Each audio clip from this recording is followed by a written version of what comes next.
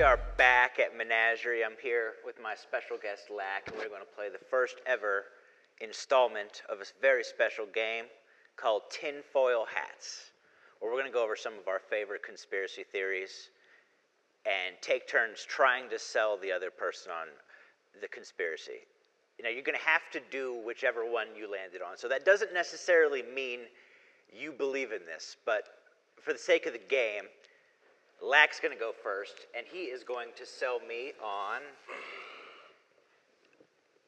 that the Earth is flat. Oh, nice. Okay. Let me ask you a question. You flown around the globe? Parts of it. Have you flown enough to see that it's a globe? I have not been that high. Okay, here's another question for you. Antarctica. Do you know anybody that's been in Antarctica? No. No, you haven't, because nobody can fucking go there because it's not a fucking country. Okay, Giant wall of oh, ice. yeah, so you've proposed a counter theory that there is no Antarctica. Okay. All right. This is the NASA stuff they want you to believe. Okay? This is big NASA coming down on you and spitting in your throat. Is what it is. Okay? Antarctica. Open your mouth. I mean, you probably look at Google Maps and you're like, I'm not even gonna. Antarctica's not real, bro. Okay? It's a giant wall of ice. We live in a huge, get this. It's like a puddle. Okay? This is serious. It's a giant puddle, the Earth that we know it. It's a bunch of water. We call it the ocean. Okay? Above this simulated ocean is a spotlight system. The sun is actually only 32 miles across and a few hundred, like 2,000 miles away. And the area that you think is Antarctica, that's owned by the 1% in Illuminati, dude. We're stuck in this hole. Okay. I remain unconvinced on the flat Earth thing, mostly because it's absolutely fucking nonsense. And I actually have a counter theory for the conspiracy theory of the flat Earth. And this is a hot take that I have an original scoop on this because I Googled it and no one's ever thought this before. I think that the flat Earth movement is a piece of Soviet disinformation that they planted in order to discredit our science community during the space race. I don't know how I can wear the hat now. Flat Earthers are themselves a piece of Soviet disinformation that have outlived the Soviet Union itself. It's just this brilliant piece of espionage. So that's more believable than the fact that the Earth is entirely flat, that Australia doesn't exist. If you keep up with the facts that are being released, Australia's fake. All right, well, we've Whatever definitely, you want to believe. The flat Earth thing just isn't real. Okay, so this is a doable one for me. What you got?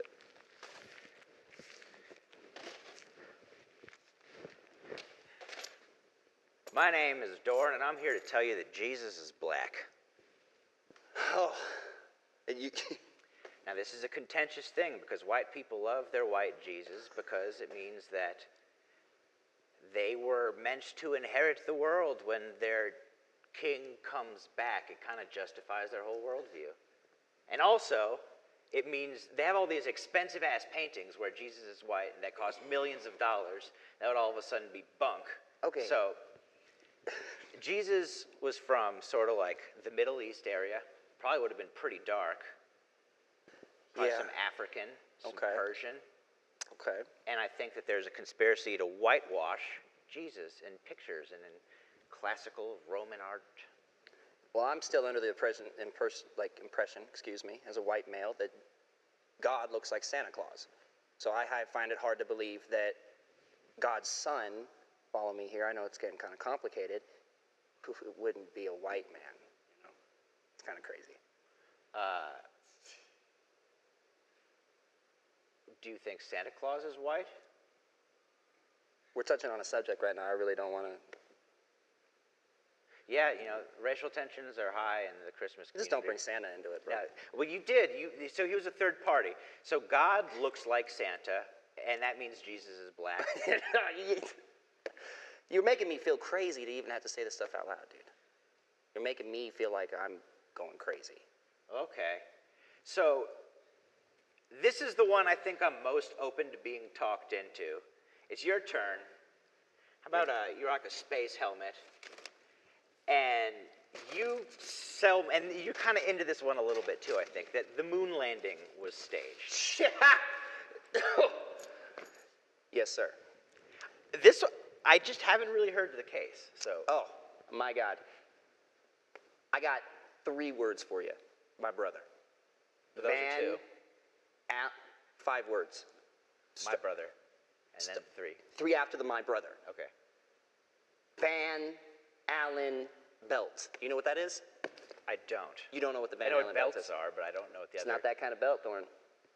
The Van Allen belt is an area of radiation. I think it has something to do with the magnetosphere that surrounds our planet, protects us from radiation. Do you know how many space trips have gone past the Van Allen belt in all of the time that we've been going to space? How many? 1. And that was the 1969 lunar landing, which we managed to bring back to us in live time, by the way, which was through the Van Allen belt. In 1993, a group of 3 people on a space shuttle tried to go as far as they could into this is years after the moon landing, mind you, tried to go as far as they could in the The Van alleged Allen belt. moon landing. The fake Stanley Kubrick directed it, okay? I'm deep in this, buddy. I like Kubrick, so Kubrick that bodes well. Kubrick directed the moon landing. Thank you very much. Eyes Wide Shut, Dr. Strangelove. Strangelove and Clockwork Eyes Wide Orange. Shut, those are hard to say next to each other, man. That great war one, The Full moon- Metal Jacket. Full Metal Jacket's good. I think the moon landing And also, for Kubrick was probably on Eyes Wide Shut. He was the one who did The Shining. Yes. Kubrick's a great man. He did a great job making us think we went to the moon. But the scientists that tried to go into the Van Allen belt, they had to turn around getting in like an 1/8 into the belt because of damage from radiation. We've never created a space. If you ask NASA right now if they have the ability to go to the moon, they'll tell you no. They say that was lost in 1969, as well as all of the data. This isn't even a conspiracy. Okay, so this one, all right. I'm going to give that one a tentative. Tentative? I'm telling you, man. If you believe that we landed on the moon, you're smoking crack. I'm not totally sold, but I also not in the die-hard camp of the moon thing happened. I could be swayed on this one. Okay. All right, what do we got next, buddy? My turn. All right. I'll put on a country music hat for this one. No. I can only imagine. This is the one on here I genuinely believe. That's why I picked this one. There was something funky about that Las Vegas shooting at the country music thing. Now, what that funkiness was is where it becomes kind of a minefield, because if you're of a conservative lean, you're like, it was George Soros trying to kill us off. And if you're of a, kind of a leftward lean, it tends to be, this is a false flag attack. And, but it doesn't pass the smell test to me. And the big thing that sticks out about the Las Vegas shooting is everyone who was there, and this was a large thing, I believe, this might be the largest shooting in the United States history. Okay. Everyone who was there had said there was multiple shooters and there was people down on the ground. Okay, yeah, you might sway me on this one. Everybody said that. I've heard And things about audio. instantly that night, they already have the name of the lone gunman. There will be no investigation if there was more gunmen. Okay, the investigation's fishy. There was multiple holes in the windows that were shot out. That's what I was going to say. And there's video of flashbang from other different windows. I was going to And bring so that up. just the whole thing that they're shutting down summarily, when there's all this evidence for the fact that there's more than one shooter, the police instantly came out, nope, single perpetrator, we will not investigate otherwise, is like... Didn't have to do with some sort of stock It's on the the largest shooting in the country. Oh, the guy's dead, nothing to look at. Didn't that get yelled at because of that whole thing? The perp doesn't really make sense. Usually these guys have some kind of like history, or he just seems like some old dude that liked to gamble. Oh. And there isn't really. And They're his brother unhappy, though. said I mean, he that wasn't a gun sways me- guy. that Just sways the me idea that away. he had this whole arsenal. That sways me away. That's believable to me. That Old he just, man he just went into Vegas, fucking mode, spent all my last money, and lost on the blackjack table. And it's not because he's white. Don't say, look at a white guy, thinking the white guy didn't do it. No, because I think most white guys who do shootings did the shooting. Perp didn't really fit. They didn't seem to really look at it. And everyone moved on real quick. All right, I'll say you put me on the fence with this one. I can believe that's fishy. All right, you're up next. You've got, this is a good one. I have not heard the case for this. What is it? Tupac. Yeah, boy. Should I don this?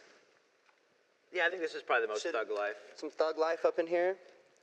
So Yo, we Makalevy, got I our love you, brother. hats at Lids, so go to your local Lids. They're big sponsors of ours. Sponsored by Lids. You heard me. So Tupac, first of all, can't die. All right, let's put that on the table. We're gonna get back into that in a little bit because I know we're not there yet. I mean, it goes without saying. Tupac is alive. First of all, look at his past. Okay, the guy's smart. He was in ballet, went to performing arts. He's got a little bit more than this thug mentality. He made it big with his music. He had recorded enough before that So he you're died. saying he has a theatrical background. Yeah, he's Okay. I talked to Tupac, okay? He's in Cuba, all right? He's good. He's good. Is there any evidence other than just he's the kind of... So there's the Machiavelli stuff.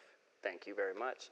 Or, well, I mean, there was a lot of different things that added up to that. Well, give the lay person maybe a rundown of what the Machiavelli stuff is. I can't. Okay. Well, lucky for you, I Google shit all the time. So the ones and twos of it is that there was a guy, Don Machiavelli, who killed himself and wrote a book that was really... Or he staged his own death. Okay, yes. And wrote a book that was really influential to Tupac, and in like a side project thing, Tupac made one of his last projects, Machiavelli.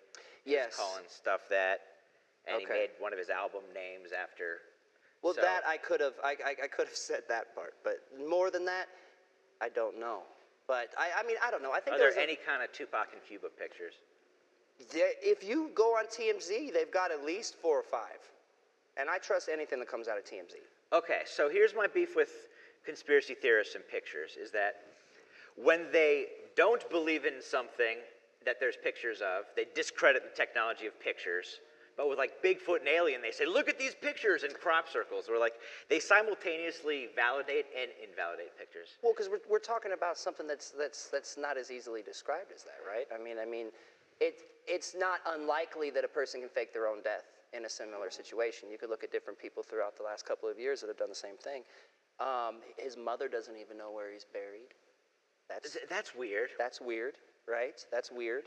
The numerous foreshadowing that he made about his inevitable death on many different albums, the cover of his last album.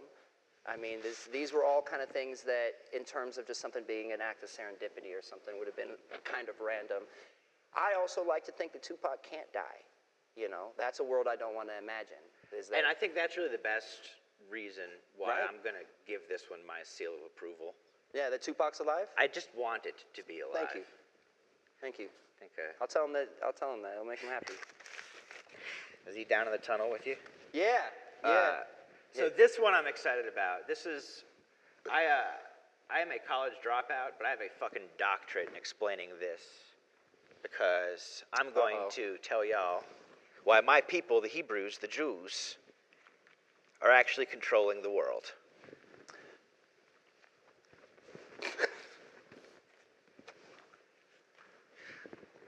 So that's all the Orthodox kids, they get the clips, and now I figured out why they did that.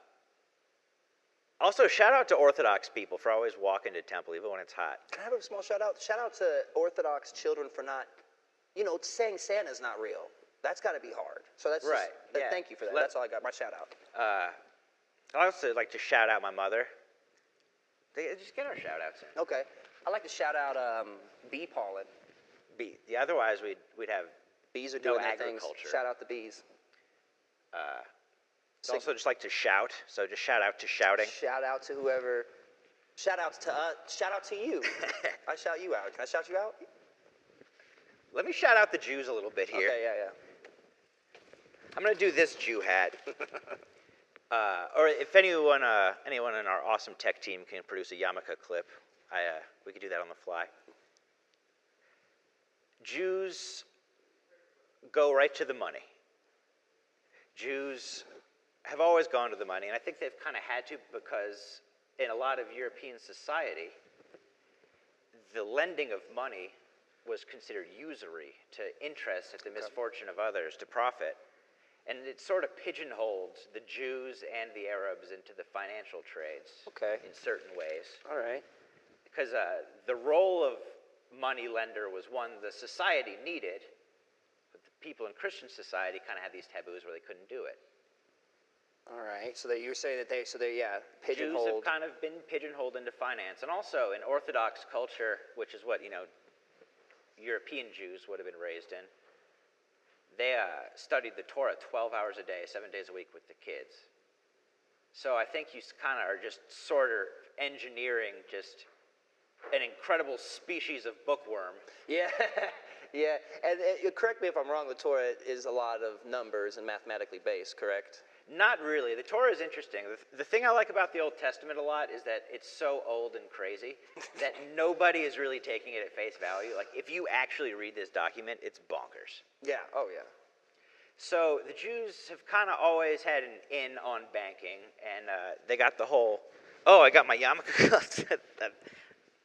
That's how you know you got the best in the biz, when you make a joke request and you get two of them. Got a well-oiled machine here, buddy. Yeah. So I feel more Jewish now. Then the Rothschilds, who are going to be the linchpin of anybody's anti-Jew argument. They go like, the Rothschilds and the Bilderberg, right? Group, So it starts to, and the Rothschilds is the chip of, or the block at the bottom of the pyramid, as you start to get into people's. Well, they're assembling all this stuff. What do they need all this stuff for? They're generating interest on their interest. Right. So then you'll start getting into the Zionism stuff, where people they're trying to create this super Jew homeland, which also just every place is trying to have autonomy and independence as a country. So yes, the Hebrews did too. It was really a very British idea in its inception of just finding a home for the Jews. And it wasn't because they loved the Jews so much. It was because there was a lot of them and they needed to live somewhere other than England in the 1920s. So you're saying that the Jews are not, they're not running everything? I've given you a pretty half because I'm Jewish, and I can tell you for a fact that if they are running everything, they aren't sharing it with us. And I've almost talked myself out of us controlling the world. I started this whole thing thinking, yeah, we run the world. And I was like, no, I don't have anything. That's like a truth I may not want to know. I think the Rothschilds are just some very rich people. People take that as well, there's this family that's so rich that the whole world is just their slave. And I think that's kind of crazy. Yeah, I think people also just hate people with more money than them. So I think that does it on the Jew hatred. This one makes me very, very excited. This is the one both of us know the least about, and this is the one I'm the most confident is true. Okay. There's reptilian overlords. All right. Okay, let's get into it. Why? They're a superior being of reptiles that live inside your thoughts unless you're wearing a tinfoil hat, which is why I haven't taken my... Yeah, you should probably put yours back on. Just Otherwise, getting deep. They can steal your pyro photo energy. Yeah. Oof. And they're sort of this secret oligarchy of half reptiles, half humans that reach this kind of super status by drinking the blood of our young. The young, specifically. There's a lot of instances with young being dranken from, with their blood being dranken, and I think this is kind of a logical explanation. For one, I'm one against the young being dranken from. That's kind of a neoliberal stance that I'm sorry. I have trouble getting behind. It depends on the children. Okay, yeah, some children need to die. I admit that. But, okay, let's get back to the lizards. Lizards, I think, are fully capable. Do I need to say anything else? They're fully capable to do something like that. I think they're organized. They're maniacal. They're very agile. They're sneaky. I'm in on the reptilian overlords. But the big story, the big blockbuster bombshell we're going to drop right here is the real truth about 9/11. And it's about time. And I've spent a lot of time getting this ready. It's been many years in the coming, and I'm finally ready to tell you the real truth about 9/11. On September 11th, 2001, what really happened is